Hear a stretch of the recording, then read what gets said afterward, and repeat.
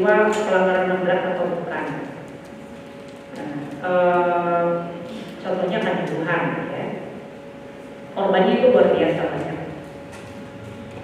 Itu akibatnya fatal, ya, dan serius. Tetapi dari penyelidikan Komnas HAM yang juga kami pelajari kemudian, hingga hari ini tidak ditemukan unsur-unsur yang cukup untuk menyatakan itu sebagai pelanggaran HAM yang berat. Kalau kejahatan genosida sudah pasti tidak. Ya, maka yang mungkin adalah kejahatan terhadap kemanusiaan. Nah, saya nggak hafal itu ada setidaknya untuk bisa diselidiki sebagai satu pelanggaran berat ada 3 unsur. Saya nggak hafal. Yang pertama, ditujukan secara sengaja. Apa lagi Pak? Ada niat, ya, jadi itu secara sengaja. Lalu ada serangan terhadap masyarakat sipil, ya. Dan baru ada motif, ya, motif yang jelas gitu. Nah, dalam peristiwa Kanjuruhan hingga hari ini tidak ditemukan ketiga unsur itu. Jadi semuanya harus ada tiga-tiganya. Bahwa punya niat untuk menyerang. Gitu. Nah, itu harus disertai dengan bukti-bukti. Tidak berarti kemudian peristiwa itu bukan peristiwa yang berdampak berat. Saya memandang kalau jadi gini, tadi kita sebutkan yang disebut pelanggaran HAM berat, yang disebut pelanggaran HAM adalah hilangnya hak asasi, ya kan, yang disebabkan oleh pihak lain, apakah individu atau aparat negara, dan patut dikhawatirkan tidak ada keadilan itu. Itu pelanggaran HAM. Kalau pelanggaran berat tadi ditambah unsur-unsur. Nah, saya yang khawatir adalah kenapa semua orang cenderung ingin segala sesuatu jadi pelanggaran berat. Sebetulnya itu lebih pada bagian terakhir yang dari definisi pelanggaran HAM. Dikhawatirkan tidak ada keadilan. Jadi peristiwanya itu sendiri kalau dari unsur-unsur kejahatan pidananya tidak dapat dikategorikan sebagai pelanggaran berat, tetapi masyarakat curiga, ya. Ini pasti proses hukumnya nggak adil. Nah, saya menduga itu kenapa semua orang maunya itu dijadikan pelanggaran HAM berat. Nah, jadi PR-nya sesungguhnya bukan menjadikan sebuah kasus yang bukan pelanggaran HAM berat sebagai pelanggaran berat, tetapi memperbaiki sistem peradilan pidana supaya memberikan keadilan. Memberikan keadilan itu gimana? Yang bertanggung jawab dihukum secara adil sesuai hukum, yang menjadi korban dipulihkan.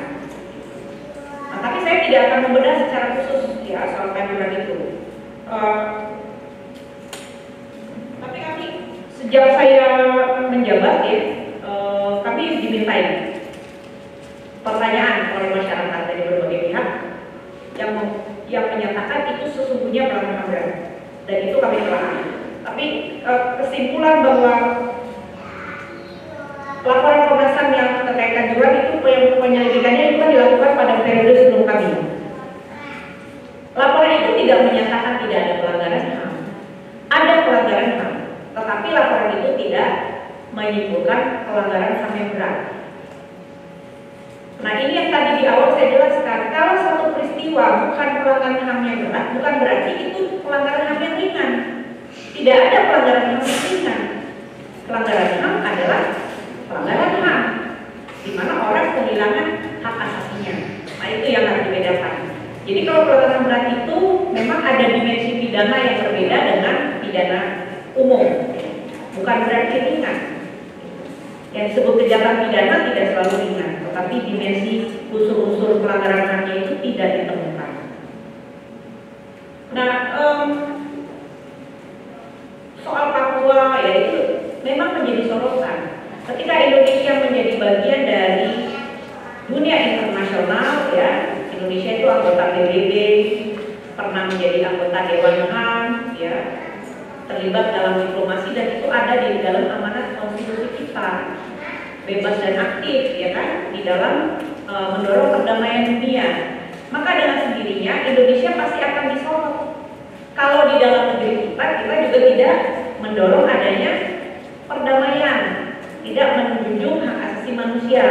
Apalagi Indonesia sudah menjadi negara pihak dari berbagai konvensi-konvensi HAM internasional.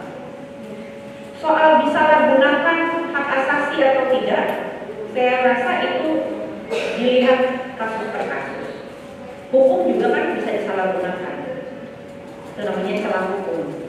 Nah, tetapi di dalam hak asasi manusia ada yang disebut prinsip-prinsip hak asasi manusia.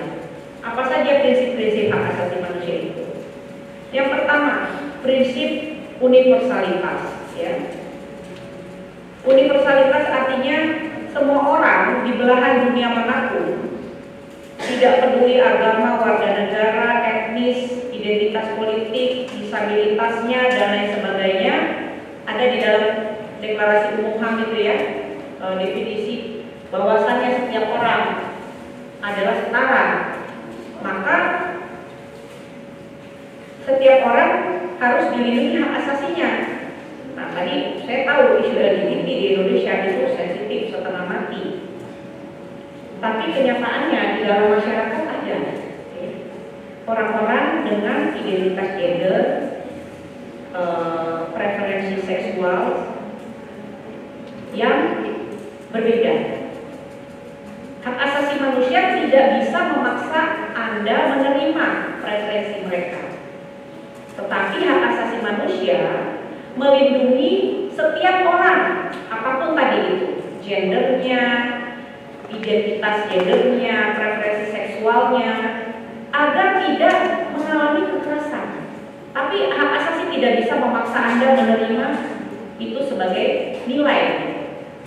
Apakah LGBT, agama, kan nggak bisa kita memaksa orang lain, memaksakan bukan cuma agamanya ya, apa yang kita percayai di dalam pikiran kita, kan tidak bisa kita paksakan. Nah, hak asasi menjamin tidak adanya pemaksaan itu. Ini merupakan isu yang sensitif, dan di dalam kultur masyarakat yang seperti Indonesia, bukan cuma di Indonesia ya, di negara-negara lain, isu-isu minoritas gender, LGBT, bahkan banyak isu lah, hukuman mati ya. Ada banyak isu yang kontroversial yang selalu menimbulkan perdebatan. Nah, yang terpenting adalah bagaimana isu-isu kontroversial tersebut dikomunikasikan. Ini ada ibu yang ahli komunikasi, dikomunikasikan secara beradab, jangan menggunakan kekerasan. Begitu menggunakan kekerasan, ya terjadi pelanggaran hak asasi manusia. Ya. Misalnya di beberapa peristiwa transgender yang bekerja di salon ditangkap, dibully, itu kan tidak manusiawi.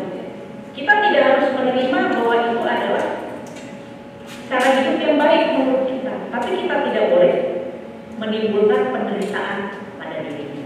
Tentu saja orang itu juga tidak boleh menimbulkan penderitaan, misalnya menyiksa kita, mencuri dari harta milik kita, itu juga tidak boleh. Ya. Nah, jadi prinsip-prinsip itu sebenarnya, tetapi memang hak asasi jadi cenderung dilihat seperti menjadi alat. Tetapi prinsip-prinsip yang ada di dalam hak asasinya seringkali tidak diketahui. Misalnya ada prinsip non-diskriminasi, ada prinsip kesetaraan, ada prinsip saling bergantung. Tidak mungkin orang bisa menikmati haknya untuk bekerja kalau tidak mendapatkan hak atas pendidikan. Ya. Masa depannya pasti suram. Tidak mungkin Anda bisa berkumpul di sini membicarakan hal-hal yang sensitif jika hak Anda untuk berpikir dan mengeluarkan pendapat tidak dilindungi. Nah, ini yang disebut saling ketergantungan. Prinsip-prinsip lain di dalam hak asasi manusia. Tapi tidak berarti memang membicarakan hak asasi manusia itu mudah. Karena kita berbicara mengenai manusia dengan berbagai latar belakang, bangsa, ras, etnis, agama. Yang agama sama aja, kebudayaannya beda. Orang Cirebon, Muslim Cirebon dengan Muslim di Sulawesi beda.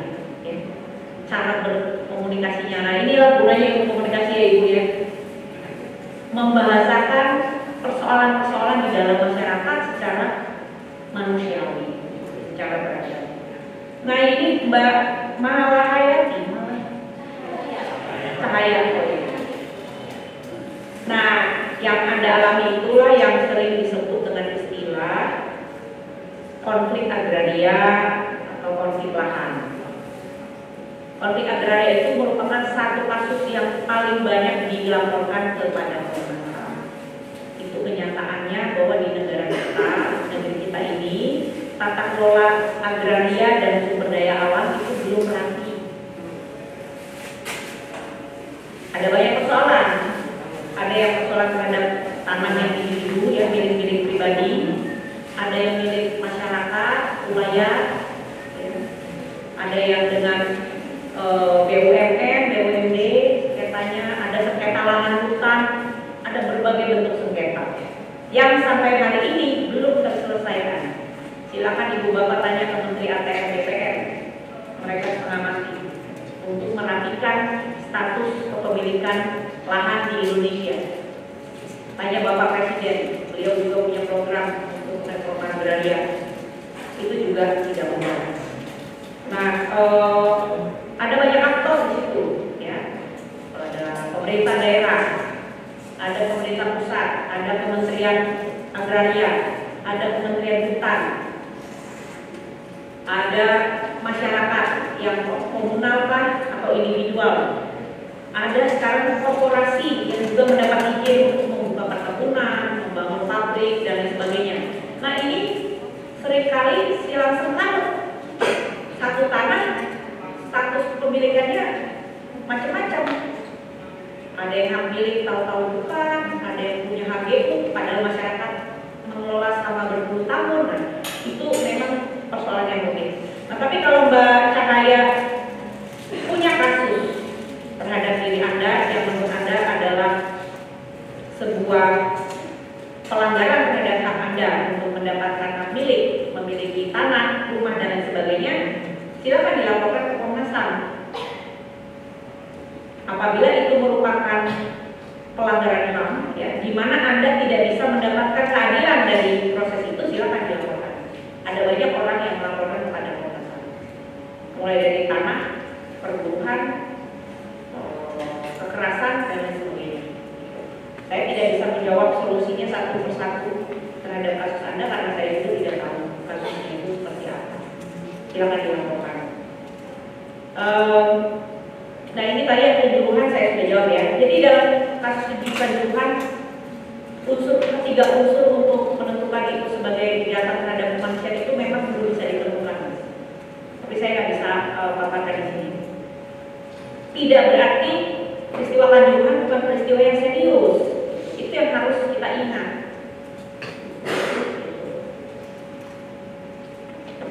Dan seperti kita lihat tadi, kasus-kasus pelanggaran berat yang sudah diselidiki Komnas HAM ada 17. Berapa yang bisa masuk ke pengadilan? 4. Mendirikan pengadilan HAM itu enggak mudah. Karena proses penyelidikannya itu rumit. Apalagi pelanggaran HAM yang sudah terjadi di masa lalu. Sementara kita punya hukum acara itu sangat positifistik, harus ada saksi bukti yang jelas. Nah untuk kanjuruhan, kalau saya boleh bersaran, didoronglah supaya peradilan pidananya adil, korbannya mendapatkan pemulihan. Dan yang penting tadi, hak korban itu apa? Pencegahan berulangan. Bagaimana tata kelola sepak bola kita, ya, ke depan itu jadi lebih baik, profesional, bertanggung jawab. Sehingga korban-korban serupa nggak terjadi lagi. Itu sih. Nanti silakan Mas bikin skripsinya tentang kanjuruhan. Pidana apa itu? Pidananya seperti apa? Kalau dia disebut pelanggaran seperti apa? Bukan berarti tidak ada pelanggaran HAM. Tapi kalau mau disebut pelanggaran berat, bukti dan unsur-unsurnya itu tidak ada. Yang lain nggak buat ya. Baik, dilanjutkan Ibu Ida dapat menambahkan.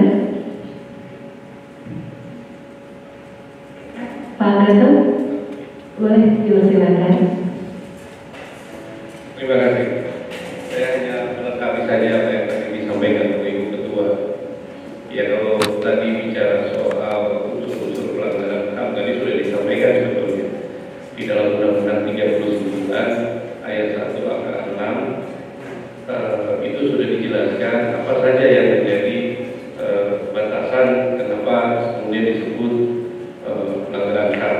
Jadi kalau saya boleh bacakan, pelanggaran HAM adalah setiap perbuatan seseorang atau kelompok orang termasuk aparat negara, baik disengaja maupun tidak disengaja, atau kelalaian membatasi dan atau mencabut hak asasi manusia seseorang atau kelompok yang dijamin oleh undang-undang ini dan tidak mendapat atau dikhawatirkan tidak akan memperoleh penyelesaian hukum yang adil dan benar berdasarkan mekanisme hukum yang berlaku.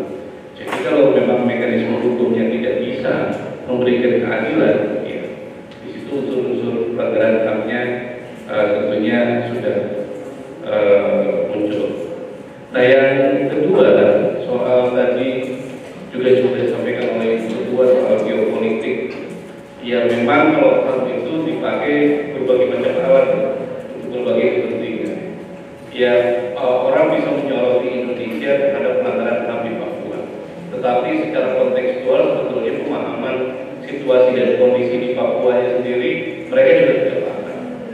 Jadi karena Komnas HAM menangani berbagai macam persoalan di Papua, paham betul situasinya seperti apa. Ya.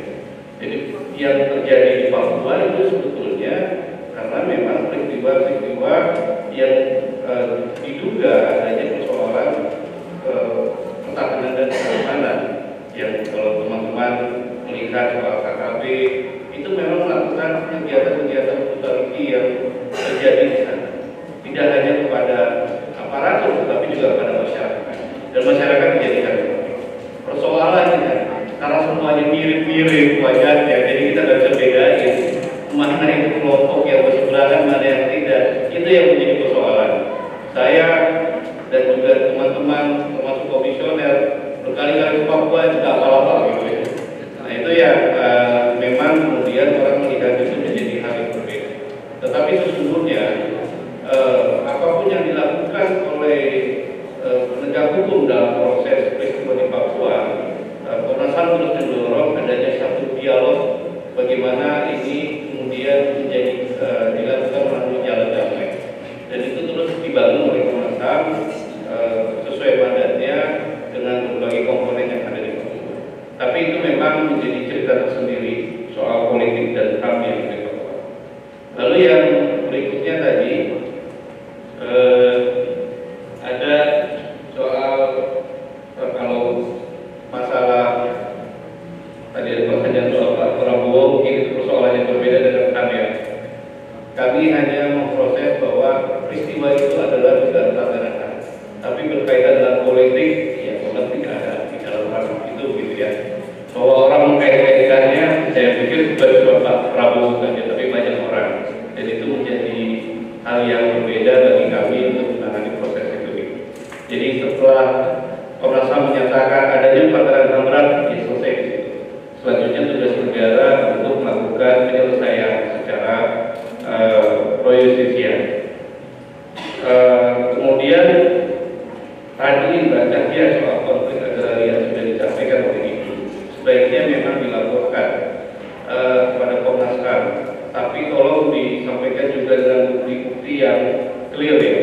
Tadi ada sertifikasi dan sebagainya, alat hak yang dimiliki dan kronologinya juga dibuat. Ya. Kalau bicara eksekusi, keputusan pengadilan sudah inkrah dimenangkan oleh masyarakat, sebetulnya itu nggak ada dasar bagi pihak-pihak lain untuk melakukan eksekusi. Nah, cuma persoalannya pelik di agraria ini. Ya, tadi sudah disampaikan juga oleh Ibu. Peta lahan saja bisa tumpang tindih. Mana yang punya BPN, mana yang punya kehutanan, mana yang punya lain-lain, sehingga kadang izin itu ditetapkan dengan peta kehutanan yang tidak sesuai dengan peta BPN. Gitu. Jadi tidak satu peta sebetulnya di Indonesia. Ternyata di dalamnya ada kampung, ada masyarakat yang tinggal bahkan sudah punya sertifikat. Jadi kasus di Bangka itu bukan kasus pertama, tapi banyak berbagai macam kasus yang sama. Itu persoalannya ada di situ. Nah, sehingga memang kalau itu bisa kami mendapatkan laporan dan disampaikan sebagai solusinya, kami bisa pelajari dan dalami persoalan itu seperti apa. Ya. Ini juga tidak terlepas dari soal perizinan yang diberikan oleh pemerintah daerah. Jadi memang banyak faktor sehingga kami harus bisa membaca persoalan ini secara utuh. Jadi tidak bisa sepenggal-sepenggal sehingga solusinya nanti akan menjadi sulit bagi Komnas HAM untuk mengambil langkah-langkah hukumnya yang bisa dilakukan. Jadi kalau memang itu masih soal, laporkan kepada kami Komnas HAM dan perlu datang juga ke Komnas HAM karena kami secara online sudah mempersiapkan pengaduan secara online, konsultasinya juga sudah bisa dilakukan secara online dan semua dokumen yang dimiliki juga disampaikan secara online. Jadi bisa dalam waktu yang cepat bisa dilakukan. Terakhir soal Kanjuruhan, tadi sudah disampaikan oleh Ibu, yang memang tidak ada kejadian kemudian memenuhi untuk bisa menjadi pelanggaran HAM berat. Namun bahwa itu adalah pelanggaran HAM, iya, betul ada pelanggaran HAM. Jadi pelanggaran HAM kenapa bisa disebut pelanggaran HAM itu juga proses terbaca. Tidak perlu kemudian secara komprehensif dilihat. Misalnya satu persoalan, saya tidak menyebutkan temuan yang dilakukan oleh Komnas HAM. Aparat penegak hukum di dalam protokolnya FIFA itu tidak boleh berada di dalam stadion. Ya, dia hanya boleh berada di luar stadion, menjaga ketika keluar dan masuk kerumunan masyarakat ketika menonton bola. Di dalam itu hanya oleh ada steward.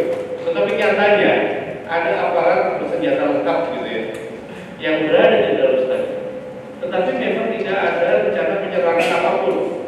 Nah, itu yang memang satu temuan yang kita lakukan. Keberadaannya saja sudah tidak boleh, apalagi lengkap dengan berbagai macam persenjataan. Nah, ini menjadi catatan kritis Komnas, dan Komnas sudah melakukan upaya mendorong perbaikan tata kelolanya, termasuk bagaimana proses sistem keamanan yang dilakukan.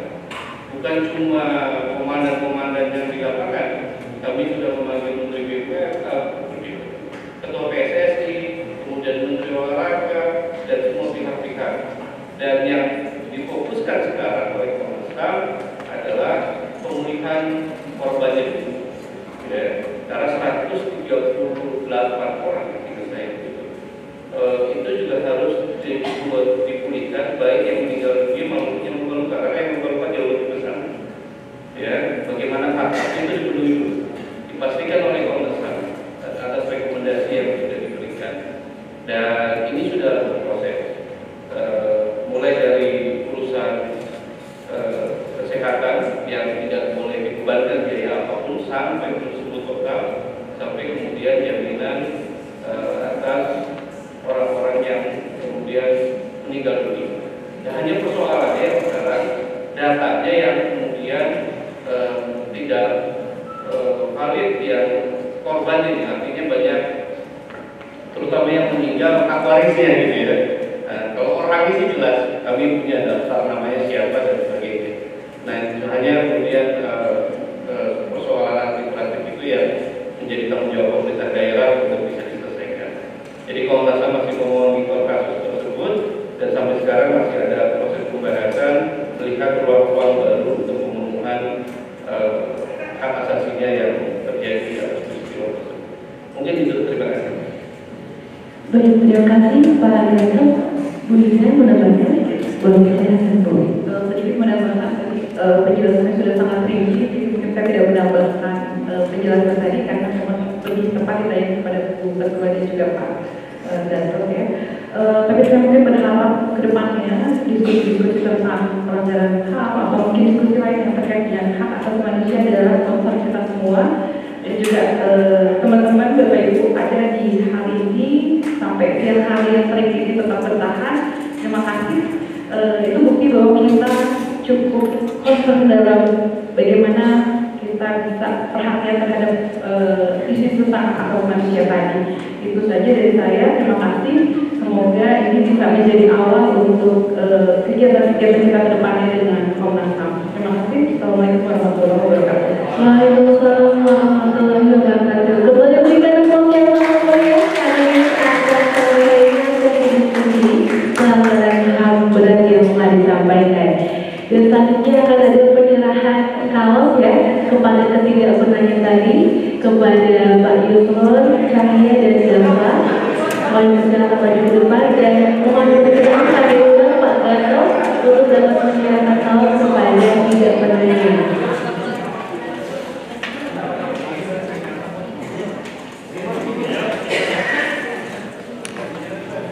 Baik, silakan untuk dapat maju ke depan di sebelah kanan oleh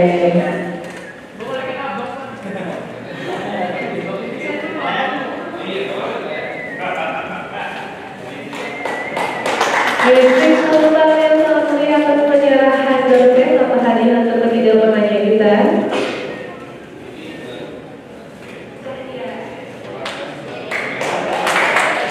Dan terakhir kepada Mas Dava dari Fakultas Hukum. Dengan sesi foto Pak, mohon berkenan untuk masih ada di sini, dipersilakan kepada tim dokumentasi. Dijebrengan dari dijebreng bagian buka dulu.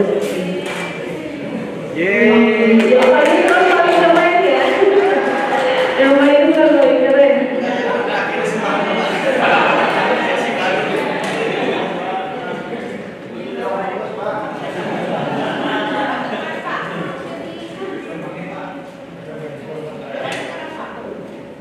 Cukup, baik, terima kasih kembali. Kami dapat berkenan kembali ke tempat duduk. Baik, hadirin yang berbahagia, sebelum menutup acara akan ada closing statement yang akan langsung disampaikan oleh Ibu Ketua, Ibu Dr. Artika Nova Sigit MSc. Kami persilakan untuk closing statement-nya. Pakai presiden, intinya Pak Rektor. Baik, terima kasih Pak Rektor, Pak Dekan, Bu Warek, para dosen, mahasiswa UMC, Unggul Merdeka Cerdas, ya, yang saya hormati dan saya muliakan. Terima kasih atas diskusi pada hari ini. Semoga ini menjadi pintu masuk untuk kita terus dapat berkolaborasi ke depan, membicarakan masalah-masalah yang masih kita hadapi sebagai bangsa Indonesia. Ya. Memang tidak mudah mengurusi persoalan hak asasi manusia. Nah, pada hari ini kita membicarakan satu topik pelanggaran HAM yang berat. Memang dalam persoalan HAM itu termasuk isu yang paling serius dan membicarakannya berat. Makanya disebutnya pelanggaran HAM yang berat. Karena menyelesaikannya juga berat. Tapi ada banyak isu hak asasi lain yang juga dapat nanti kita eksplorasi dan diskusikan ke depan.